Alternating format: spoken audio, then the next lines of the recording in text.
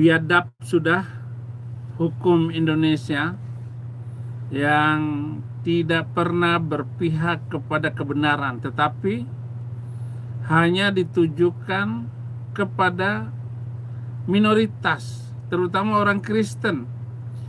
Dan kita lihat bahwa Dede Saputra dari Aceh, itu pendeta yang sedang membangun gereja di Kalimantan, hanya mengatakan istri Nabi Muhammad itu selusin. Dan itu benar, sangat benar saudara-saudara. Bahkan saya sudah menghitung bahwa dalam kitab Al-Halabah, beliau tidur dengan 30 wanita, 23 orang yang dikawinin, yang dapat kamar 11. Ada 7 wanita yang tidak perlu dikawinin karena dia budak. Jam 8 itu paling santer, jam 9 saya sudah bangun. Betul. Saya buka Qomal, tidak ada apologet yang bangun. Atau mereka sibuk. Mungkin mereka butuh ini. Betul. Kayaknya butuh ini. Karena begitu saya buka Qomal pagi-pagi, saya cari, mana ini Qomal? Ya, sekarang ini kok nggak ada yang buka. Oh, siap bang, siap bang. Tadi pagi, kemarin begitu terus. Jadi gimana mau dakwah kita ini bagus? Sementara saya mau solo, jaringan nggak bagus. Gitu. Kita kalah sama Pak Bom. Nggak ada yang seperti Pak Bom. Bisa 12 jam, 13 jam sendirian. Iya, betul. Jadi ya teman-teman apologet, dan bukan juga hanya apologet, Dinda. Siapapun, netizen kan juga ikut begadang. Mereka juga ikut tepuk tangan, mereka juga ikut ribut, tertawa. Maka ini, mereka butuh ini. Suplai nutrisi untuk menjaga kesehatan. Ini ada madu dan murah. Saya agaknya kaget. Berapa harganya? 40.000. 40.000. Sebanyak ini, Masya Allah. Allahu Akbar. Kenapa murah, teman-teman? Karena beliau langsung connect dengan sumber, dengan penghasil madunya. Bukan melalui banyak tangga-tangga, tapi langsung di tempatnya. Jadi murah. Jadi teman-teman netizen, silakan pesan madu ini di saudara kita. Di link deskripsi sudah ada juga. Ada di deskripsi ya, sehingga ya kita nonton itu bisa kuat. Percuma juga untuk nanti tidak masuk juga ilmunya kalau gitu. Assalamualaikum warahmatullahi wabarakatuh. Berjumpa lagi dengan Jadid HMC ya, channel mengedukasi dan menghibur. Seperti yang sudah kita duga, akan banyak sekali polikardus yang kejang dengan vonis 2 tahun yang ditetapkan untuk atau kepada Dede Saputra. Dan salah satu yang sudah melakukan reaksi kejang-kejang adalah pendeta Beluku Suntur, Saifuddin Ibrahim. Kita tahu, Saifuddin ini ya adalah DPO penistaan agama yang sekarang kabur ke Amerika. Tetapi ada beberapa poin yang menarik dari pernyataan Saifuddin. Ternyata walaupun Saifuddin mengaku sudah dapat green card, sudah dapat asilum, sudah diterima suaka di Amerika, tetapi Saifuddin masih berusaha untuk bisa pulang ke Indonesia. Saifuddin masih punya mimpi untuk bisa tinggal dan hidup di Indonesia. Nah, ini cukup mengejutkan teman-teman ya. Bukankah selama ini dia membanggakan Amerika? Bukankah selama ini kamu menghina negara Indonesia? Jadi untuk apa lagi pulang Saifuddin? Untuk apa? Apa dia takut ya? Dia takut nanti kalau dikuburkan di Amerika nggak ada yang urusin. Nggak ada yang mau ibadah tutup peti, ibadah penghiburan untuk dirinya. Karena Saifuddin sekarang di blacklist. Di blacklist di gereja-gereja yang ada di Amerika. Terus yang kedua, mungkin dia takut nanti nggak ada yang ngerawat dia saat dia sakit. Apalagi kalau kita lihat usia Saifuddin ini ya, ini tinggal menunggu waktu teman-teman. Udah hitungan hari teman-teman. Sedangkan anak-anaknya masih sangat kecil. Anak-anaknya masih umur 7 tahun, 8 tahun teman-teman. Ya, 8 tahun artinya sampai anaknya mungkin cukup usia untuk merawat Saifuddin ya mungkin 10 tahun lagi kan gitu. 10 tahun lagi. Itu pun umur 18 tahun untuk mengurus Saifuddin dan mencari nafkah mungkin akan agak susah. Di Amerika biaya hidup mahal teman-teman. Umur 18 tahun bekerja, berapa sih penghasilannya kan gitu. Jadi mungkin Saifuddin ngelihat itu sehingga dia pingin sekali pulang ke Indonesia. Karena kalau dia pulang, dia bisa kesaksian, dia bisa melakukan banyak acara-acara atau agenda-agenda kekristenan yang tentu saja akan mendatangkan uang yang sangat banyak. Itu Saifuddin. Tapi konten kali ini kita nggak bahas Saifuddin, tapi kita bahas reaksi dia terhadap apa yang terjadi kepada Deddy Saputra, ya gitu ya. Nah, jadi Saifuddin ngamuk besar karena Deddy Saputra divonis 2 tahun. Saya rasa divonis 1 tahun pun dia akan ngamuk, teman-teman. Jadi bukan masalah vonisnya berapa lama ya. Deddy Saputra divonis 5 bulan, 6 bulan pun mereka pasti ngamuk. Karena di otak mereka, Deddy Saputra harus bebas. Deddy Saputra tidak bersalah. Itu yang ada di otak mereka. Mereka pengennya orang-orang Kristen, apologet Kristen, Polycardos ini bebas menghujat agama orang lain. Itu keinginan mereka. Karena sekali lagi, dengan ditangkapnya Polycardos, ini kan otomatis membuat pasukan darat mereka, pasukan-pasukan mereka di pedalaman, di daerah-daerah jadi berkurang. Pasukan apa ini? Ini pasukan untuk memurtadkan orang-orang Islam. Apalagi Deddy Saputra ini adalah murtadin. Nilainya mahal, teman-teman. Satu Deddy Saputra ini kalau kita bicara ya, ukuran misalnya prajurit ini ditukar sama prajurit ini. Sama kayak misalnya satu Kopassus itu nilainya seperti prajurit biasa berapa orang kan gitu. Ya, pasukan khusus ini nilainya berapa? Deddy Saputra adalah pasukan khusus ini. Nilainya lebih mahal daripada Amin Wijaya, Lina Wijaya, ya yang gitu-gituan, teman-teman. Karena dia bisa ditaruh di pedalaman-pedalaman. Dia murtadin. Dia bisa berbaur dengan umat muslim.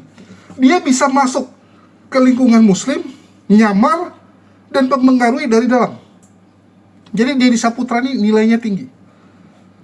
Dia bisa ikut kan di pengajian, nyelinap di masjid, untuk merusak ya dari dalam, untuk mempengaruhi dari dalam. Jadi Deddy Saputra ini nilainya tinggi. Sehingga kehilangan Deddy Saputra tentu saja dianggap sebagai kerugian yang besar bagi misi mereka. Itulah kenapa marah sekali mereka. Marahnya Saifuddin itu di atas saat anak Batak masuk penjara. Rudi Simamora masuk penjara. Saifuddin cuman, oh ya masuk penjara lagi dia. Iya parah itu, gini-gini ya. Tidak emosi, teman-teman. Tidak emosi. Tapi Deddy Saputra masuk penjara, emosi dia. Karena sekali lagi, Saifuddin merasa sejenis gitu, sama-sama murtadin. Dia merasa punya ikatan emosional dengan Deddy yang murtadin juga dan merupakan pasukan khusus untuk memurtadkan orang-orang Islam. Kalau Rudi Simamora, itu nggak ada harganya. Nggak penting. Apalagi kelompoknya si Rudi Simamora juga musuhnya Saifuddin ya. Kan gitu. Dianggap sebagai musuhnya. Nggak penting. Ini menarik nih Deddy Saputra ini ya. Belum lagi ada pernyataan-pernyataan yang ya bisa dibilang fitnah dari Saifuddin, yang memang setiap ada kasus yang menimpa apologet Kristen itu akan dijadikan bahan untuk memfitnah Islam dan pemerintah penegak hukum Indonesia. Selalu, teman-teman. Mereka selalu mencoba mengkaburkan kebenaran. Mereka mencoba menutupi emas dengan kotoran.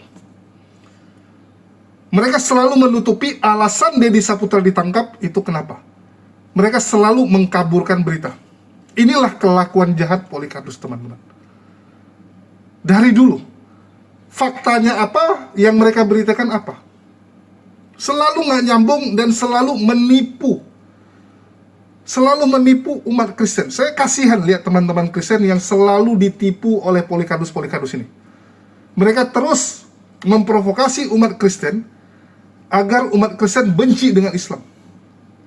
Ada gereja nggak punya izin, disegel, diserang, ya ditutup. Dan yang menutup rupanya dari jemaat gereja lain, dari pendeta gereja lain. Nanti mereka buat, wah itu umat Muslim tak senang dengan ibadah kita. Kenapa bukan yang dibahas ini gereja nggak ada izin? Betul nggak? Saya agak bingung teman-teman. Setiap pemberitaan ada gereja yang disegel, gereja yang dilarang. Kenapa tidak dititik beratkan gereja tidak punya izin? Kenapa di Indonesia gereja-gereja banyak yang ngotot dibangun tanpa izin? Kenapa bukan di situ yang dibahas? Kenapa selalu umat muslim tidak toleran, umat muslim anarkis? Ini kan memprovokasi, bukan memberikan konten ataupun berita yang mengedukasi dan memberi ketenangan. Seharusnya seperti itu dong. Ya. Seharusnya berita-berita sampaikan, inilah pentingnya izin, inilah pentingnya komunikasi. Jangan bangun tempat ibadah tanpa izin dan komunikasi. Harusnya ditekankan seperti itu. Ini enggak, umat muslim begini, umat muslim begini. Sehingga orang-orang Kristen yang menonton tersulut emosinya. Orang-orang Kristen yang di luar sana nggak tahu apa-apa jadi terprovokasi, jadi benci dengan Islam. Itulah saya bilang, saya kecewa dengan pemberitaan-pemberitaan yang jelas-jelas ya sangat berat sebelah dan menyudutkan Islam. Kita lihat berita-berita sekarang menyudutkan Islam sekali. Walaupun banyak yang bilang ya namanya pemiliknya kafir, ya namanya mereka yang berkuasa, mau gimana kan begitu. Miris teman-teman. Dan lewat konten ini kita akan luruskan fitnahan dari Saifuddin mengenai Deddy Saputra yang ditangkap dan divonis 2 tahun. Tapi sebelum saya lanjut, saya promo dulu teman-teman ya. Bagi yang mau beli madu, silakan, kita jualan madu di sini. Kita juga jualan kopi ya. Madu kita ada beberapa jenis teman-teman. Ini madu dan kopi buatan kita sendiri ya, bukan ambil punya orang kita jual. Tapi ini langsung dari kita, tangan pertama, langsung dari petani madu. Ini langsung dari petani kopi, kita tampung, kita buat. Ini merek kita sendiri, Makopi. Yang ini Maudi Madu. Kita juga punya gula aren cair. Nanti kita akan tambah terus produk-produk yang kita jual. Karena kita tidak jual Tuhan seperti mereka. Kita cari nafkah lewat menjual barang yang halal sesuai sunnah Nabi. Ya, Nabi adalah pedagang. Kita juga berusaha menjadi pedagang yang baik. Biadab sudah hukum Indonesia yang tidak pernah berpihak kepada kebenaran, tetapi hanya ditujukan kepada minoritas, terutama orang Kristen. Dan kita lihat bahwa Deddy Saputra dari Aceh, itu pendeta yang sedang membangun gereja di Kalimantan, hanya mengatakan istri Nabi Muhammad itu selusin. Dan itu benar, sangat benar saudara-saudara. Bahkan saya sudah menghitung bahwa dalam kitab Al-Halabah, beliau tidur dengan 30 wanita, 23 orang yang dikawinin, yang dapat kamar 11. Ada 7 wanita yang tidak perlu dikawinin karena dia budak. Dia terbukti lebih dari selusin. Deddy Saputra langsung ditangkap atas laporan itu. Dan Deddy Saputra kan hanya menjawab dalam TikTok atas pertanyaan orang Islam yang mengejek kekristenan. Tetapi memang harus diterima seperti itu, Deddy. Deddy Saputra jangan mundur, jangan takut. Memang harus dihadapi. Hadapi semuanya itu. Hakim sudah menetapkan 2 tahun penjara. Kalau saya 4 tahun, tetapi saya lawan, saya lakukan, saya injili orang-orang dalam penjara sehingga saya hanya jalani 1 tahun 4 bulan. Maka hukum penistaan agama ini adalah hukum yang hanya diberlakukan kepada minoritas. Adalah tindak penghinaan, penghujatan, atau ketidaksopanan terhadap tokoh-tokoh suci, katanya, artefak agama, adat istiadat, dan keyakinan suatu agama yang hanya didasarkan pada pendapat pribadi atau di luar kompetensinya. Tetapi kalau melihat bahwa undang-undang penistaan agama itu yang di luar kompetensi atau pendapat pribadi, lebih dari selusin itu bukan pendapat pribadi, tetapi sejarah mencatat, hadis-hadis sejarah Muhammad mencatatnya. Dan terbukti ada buku Hayatul Muhammad karangan dari Muhammad Haikal. Itu bukunya tebal. Itu juga menyebut lebih dari selusin istri yang ditiduri oleh Muhammad. Lo kok marah? Pejabat-pejabat di Indonesia ini adalah pejabat jahat. Mereka adalah para penipu umat, penipu rakyat. Apakah kalian dengan menerapkan undang-undang penistaan agama 165A itu lalu akan membuat ibadah dakwah Islam lancar? Enggak, mempermalukan Islam itu sendiri. Seperti Somad mengatakan di salib ada jin kafir. Itu kata Somad, dan itu pendapat pribadi, sah untuk dijebloskan ke dalam penjara. Tapi apakah polisi menangkap Somad? Sudah 4 kali SP, surat laporan polisi untuk Somad, nggak ditangkap. Saya hanya SP, LP, bukan laporan polisi 2-3 kali. Saya ditangkap dan direkayasa lagi. Yang ngelapor orang Kristen. Lucu. Hukum-hukum di Indonesia, Menko Polhukam, coba Bapak sadar mawas diri. Apalagi Mahfud MD itu. Coba Saudara Mahfud mawas dirilah. Jangan sok congor doang. Seolah-olah adil, tetapi ketika Somad, Bapak nggak ngomong, nggak komentar apa-apa.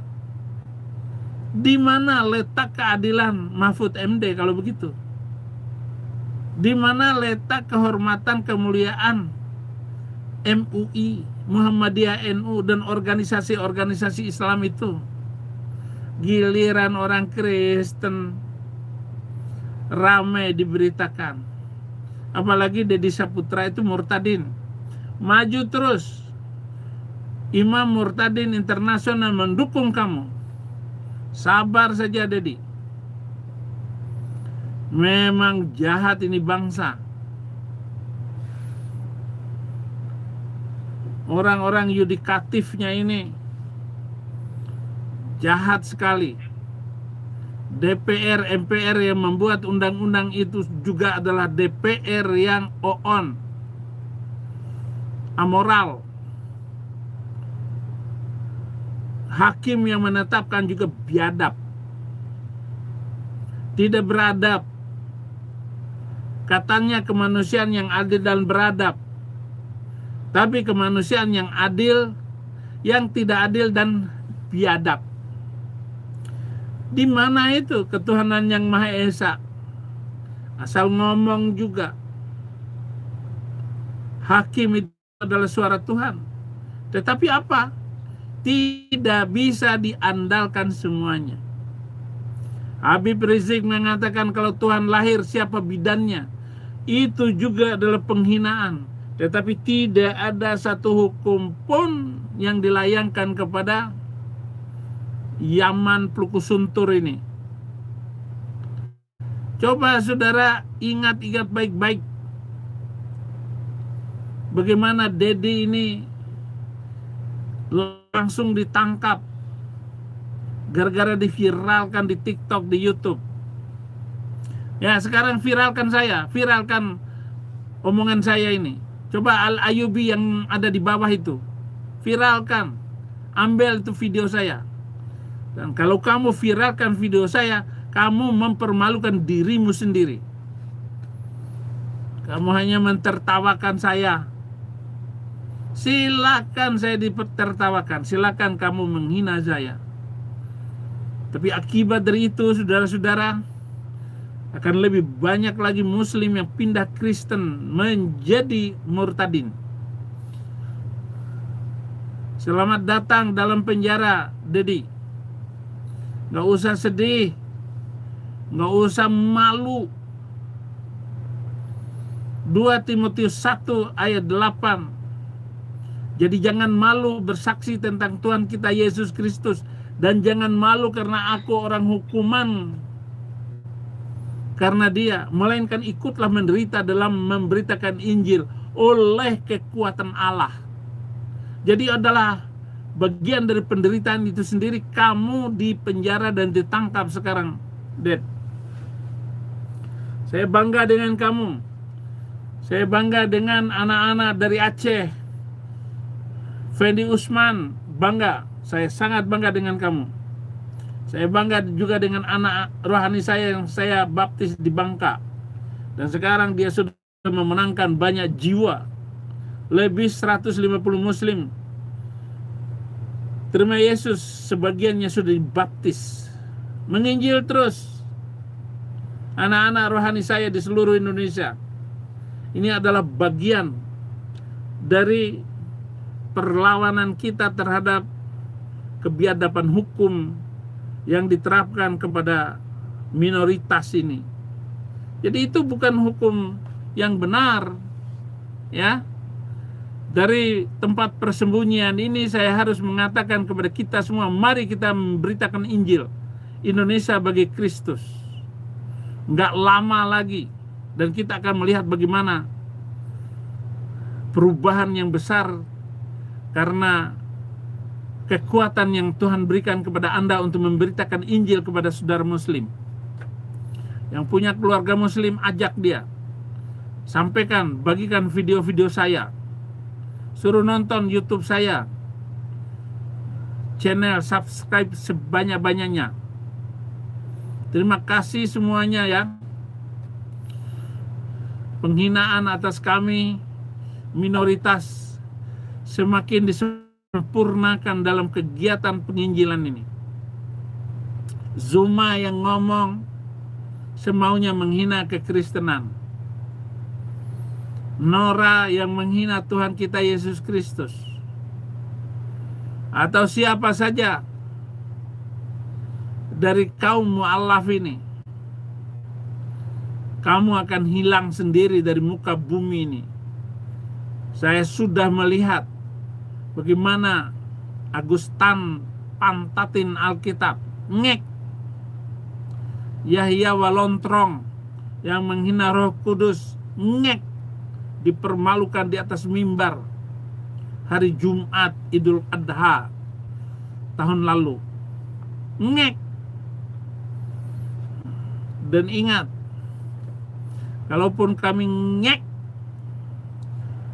kami akan hidup terus karena jaminan Yesus Kristus. Ya, ya memang ada beberapa negara lebih dari 40 tahun terakhir ini kasus penodaan agama di Indonesia itu polanya sama. Dan berbagai kasus selalu dievaluasi dengan demonstrasi massa dan penegak hukum menjadikan alasan keresahan masyarakat akibat aksi massa ini. Termasuk yang terjadi pada Ahok. Terjadi semuanya. NU, Ahok ditetapkan sebagai tersangka oleh kepolisian, ya, terkait katanya penistaan agama. Agama kok bisa dinista? Memang agama nista, makanya dinista. Saya sudah membuat video tadi pagi mengatakan bahwa dia suka sama menantunya. Apa Nabi macam begitu? Undang-undang kebobrokan yang diancam oleh Al-Quran itu juga bagian dari penghinaan atas manusia itu sendiri. Ya. Jadi banyak sekali akibat itu semua, saudara-saudara. Kami orang Kristen bahwa Galatia 3 ayat 11. Dan bahwa tidak ada orang yang dibenarkan di hadapan Allah karena melakukan hukum Taurat adalah jelas. Karena orang yang benar akan hidup oleh iman. Kami hidup oleh iman. Saya datang ke Amerika dalam keadaan susah. Dan saya hidup oleh iman. Saya hanya mengandalkan apa yang harus saya sampaikan. Sebagai bukti saya masih percaya dengan Yesus. Saya masih cinta Kristen. Saya tinggalkan agama saya. Tetapi dasar hukum Taurat bukan iman, melainkan siapa yang melakukannya akan hidup karenanya. Kristus telah menebus kita dari kutuk hukum Taurat dengan jalan menjadi kutuk karena kita, sebab ada tertulis, terkutuklah orang yang digantung pada kayu salib. Yesus Kristus selalu membuat ini supaya di dalam Dia berkat Abraham sampai kepada bangsa-bangsa, dan itulah yang saya terima hari ini. Saya tidak ragu dengan apa yang saya sampaikan. Oleh Zuma ayat ini diplesetkan. Yesus mati terkutuk di atas kayu salib. Dia tidak membaca narasi redaksi lengkap dari ayat ini. Sehingga dia kasihan sekali Zuma, saudara-saudara. Tidak bisa ditangkap.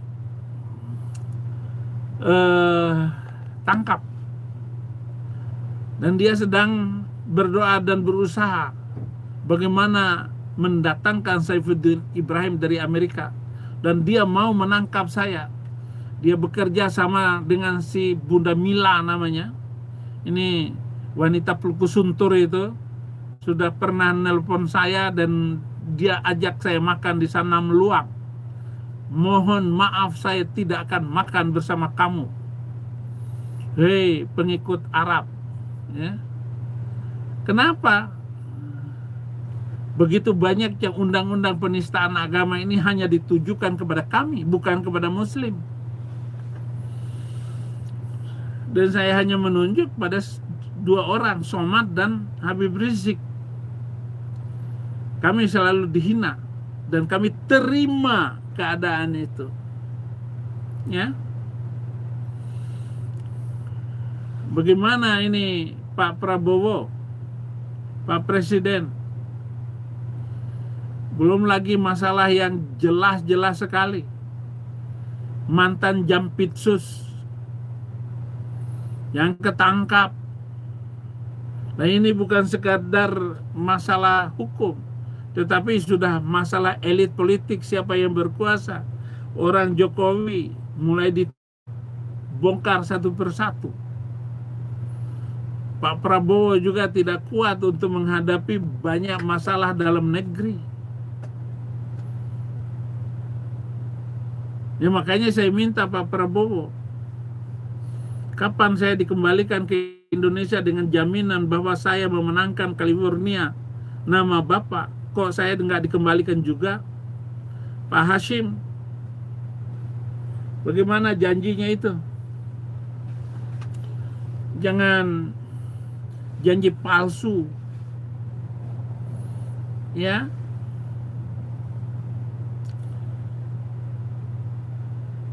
Perbuatan-perbuatan penodaan agama ini banyak sekali.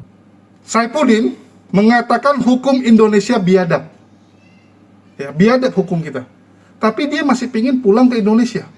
Dia bilang dia pernah ya dijanjikan kalau memenangkan Pak Prabowo di wilayah California, di wilayah diaspora Indonesia yang ada di Amerika, maka dia bisa dikasih pulang dengan jaminan tidak ditangkap.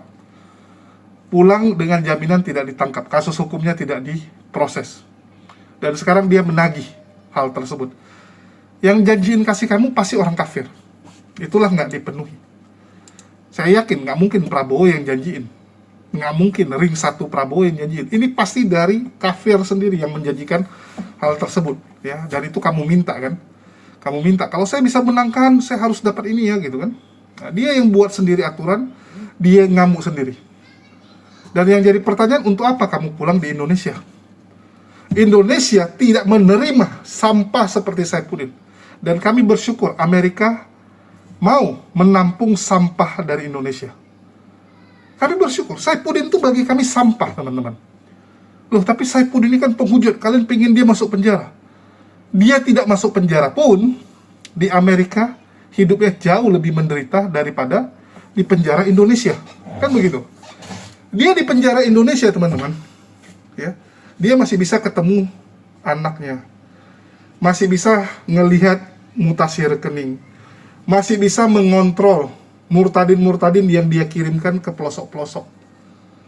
Bagaimana operasi dia untuk memurtadkan saudara-saudara muslim kita, ya, berapa uang yang bisa dia dapatkan dari pelayanan-pelayanan tersebut, dari jualan bukunya, dari pekerjaan-pekerjaan dia bisa di Indonesia.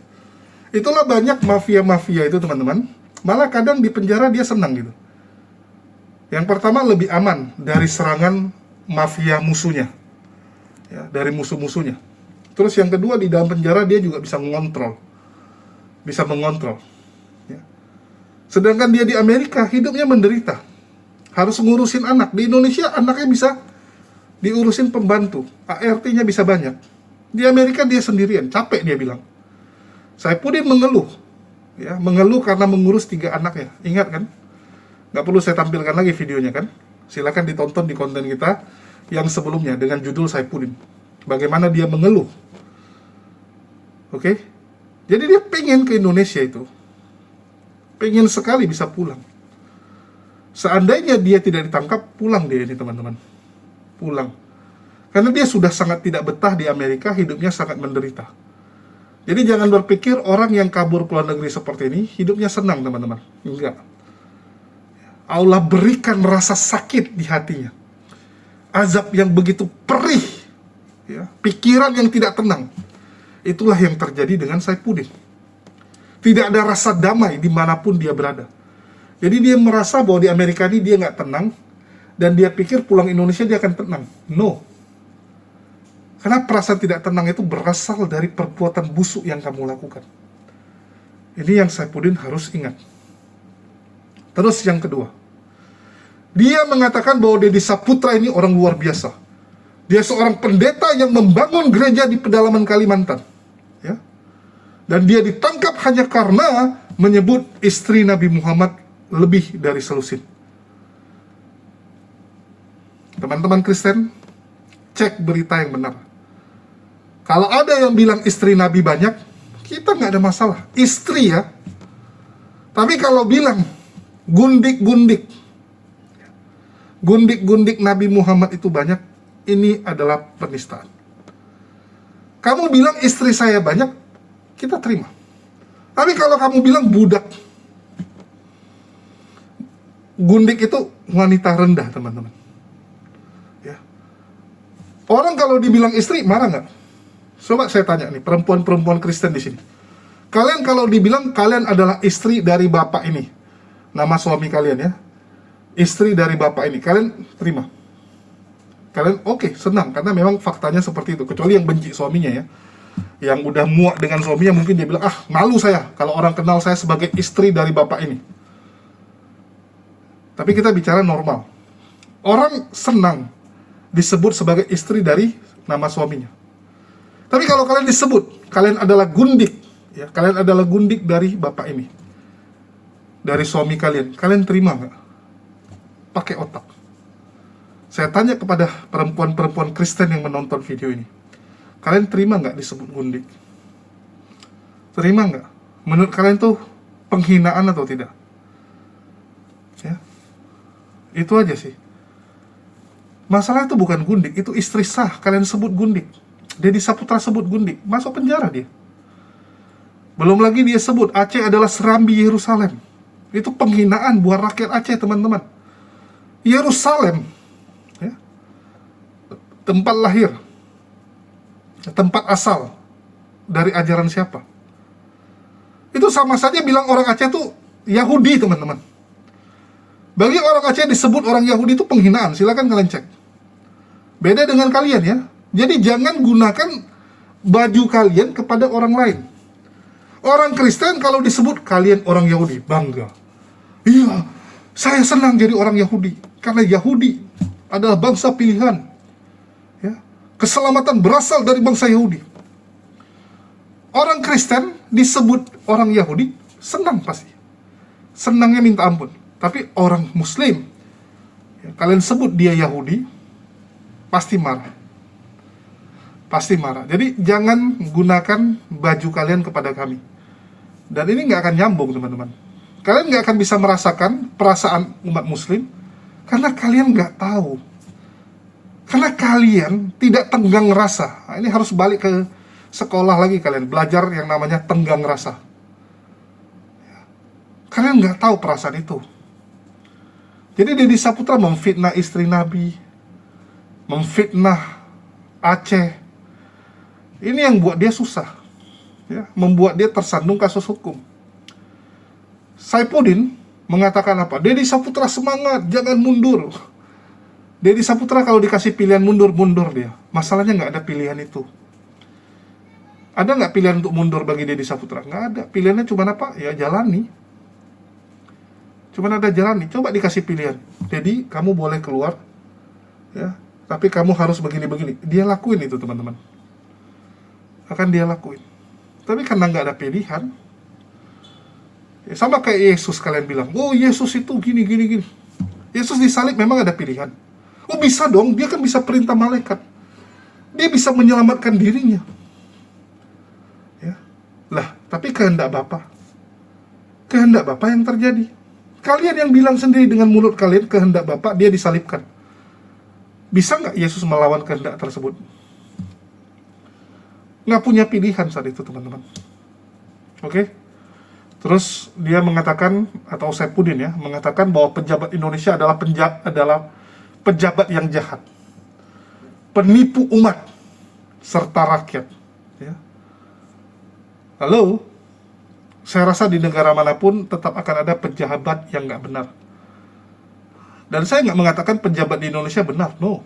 Nggak semua benar, pasti ada yang bejat, ada yang salah, ada yang nggak lurus, ada yang korup juga. Ya, baru-baru ini kita lihat Jaksa Agung Muda Febri, ya, berapa banyak uang yang ada di rumahnya.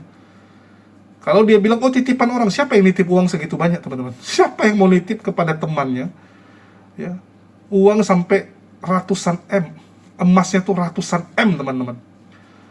Saya mau nitip kasih kores saja 100 juta, saya mikir, apalagi ini ratusan M. Kalau dia bilang, oh ini uang sitaan, kenapa nggak ditaruh di kantor kejaksaan? Kenapa nggak ada datanya? Kenapa pribadi? Untuk itu kita nggak akan ikut ke politik lah, ya. Walaupun Saifuddin bilang, wah, orang-orang Jokowi disikat gitu kan, ya. Saya nggak tahu ya, kenapa orang suka sekali spekulasi dan ngomong itu seakan-akan dia paling ngerti kondisi, seakan-akan dia yang paling tahu, padahal ya cuman kelas kedai tua. Jadi Saifuddin ini sudah mirip dengan orang-orang di kedai tua. Ya, ngomongnya tuh setinggi langit, nah, kayak Luga itu, ngomong setinggi langit. Kemampuan nggak ada, padahal cuman tukang sayur, padahal cuman gembel, ya, tapi ngomong tak kemana-mana, membahasnya kemana-mana. Itu Luga yang bilang, ya, kalau tukang sayur itu orang kaya, teman-teman. Bagi Luga gembel, entah kenapa sih Luga itu aneh sekali. Terus dibilang, ya, kalau orang Kristen itu direkayasa supaya masuk penjara, sama seperti yang dia alami, direkayasa. Kalau yang lapor itu Kristen, loh, yang lapor Kristen kok memang? Saifuddin itu dilaporkan oleh orang Kristen sendiri. Ada orangnya gitu, gimana direkayasa? Kan tinggal di cross check. Kalau rekayasa kena pra-peradilan, kamu bebas, kamu menang. Sesimpel itu kok. Saya direkayasa untuk dijebloskan di penjara. Mereka buat konten, wah Julius kurang ajar karena menyandingkan begini-begini, loh. Yang saya taruh sebagai thumbnail gambar HTD kok. Kok Yesusnya yang keberatan? Terus karena gagal mereka karang lagi HTD ciptaan Julius. Saya buktikan dari mana HTD saya ciptakan. Kenal saja baru beberapa kali, itu pun di media sosial. Ada nggak chattingan saya? Nggak ada, ini chattingan saya sama HTD. Nggak ada saya suruh-suruh. Silakan dipanggil HTD-nya. Wah, panik mereka kan. Wah, janganlah dipanggil. Nanti kalau dipanggil ketahuan kalau kita bohong gitu kan. Itu kerjaan Rudi Yohanes. Kerja Rudi Yohanes menyamarkan berita sampai detik ini banyak orang Kristen tertipu. Ya, mereka kira saya dilaporkan karena itu. Enggak, saya dilaporkan karena kriminalisasi yang dilakukan oleh Rudi Iskariot. Kriminalisasi, ngarang bebas. Ya. Kalau ngarang saya juga bisa bilang, si Deddy Saputra disuruh sama Rudi Iskariot ngomong. Harusnya Rudi Iskariot masuk penjara karena dia yang menyuruh. Ya, saya laporkan Rudi Iskariot terus kasih bukti. Ini Deddy Saputra, Rudi Iskariot yang nyuruh. Dan karena polisinya ya sama saya dekat, diurus. Itu kan kurang ajar itu kalau kayak gitu. Itu yang dilakukan oleh Rudi Iskariot. Semua mereka, teman-teman. Dan kalian tahu, pertolongan Allah luar biasa. Pertolongan Allah. Kalau nggak mungkin selamat saya, teman-teman. Semua mereka itu diskenariokan, semua mereka. Sampai orang bilang, gila kamu bisa selamat.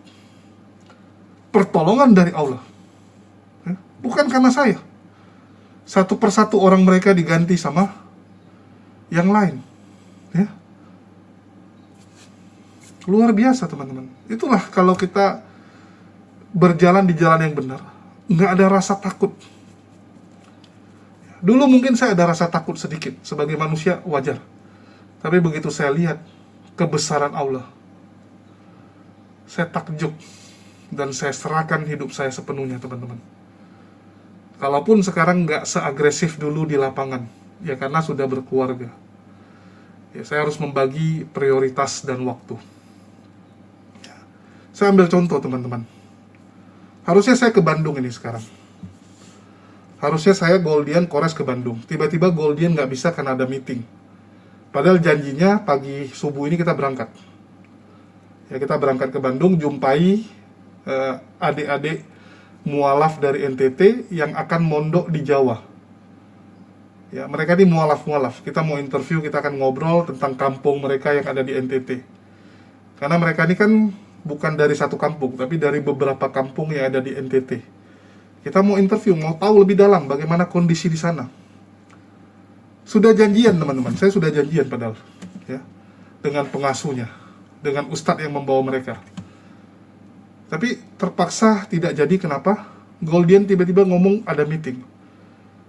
Loh, kenapa kalau Goldian nggak bisa, saya nggak jadi pergi? Ya karena mobil Goldian. Mobil Goldian, teman-teman. Ya, jadi Goldian tuh punya mobil operasional yang dipinjamkan oleh Pak Haji, ya. Karena dia kerja di Pak Haji jadi manajer. Dan harusnya kita naik mobil dia. Dan ini nggak jadi. Nggak jadi. Kalau ini zaman dulu, saya akan ngotot pergi, teman-teman. Saya akan ngotot karena dulu memang semangatnya beda, ya. Karena masih belum menikah, jadi bam bim bum gitu. Saya akan cari cara supaya kita punya mobil, supaya pergi ke Bandung, ataupun saya sewa mobil. Tapi sekarang nggak bisa. Loh, tapi mobil kamu ada, mobil saya lagi rusak, teman-teman. Ya, mobil saya rusak. Kalau mobil saya ada, mungkin saya akan pakai mobil saya. Tapi karena mobil saya masih rusak, masih di bengkel, dan betulinnya agak mahal, jadi kalau saya betulin, takutnya biaya persalinan, ya, biaya bulan depan saya akan babak belur. Karena saya tentunya utamakan istri melahirkan dulu di bulan depan.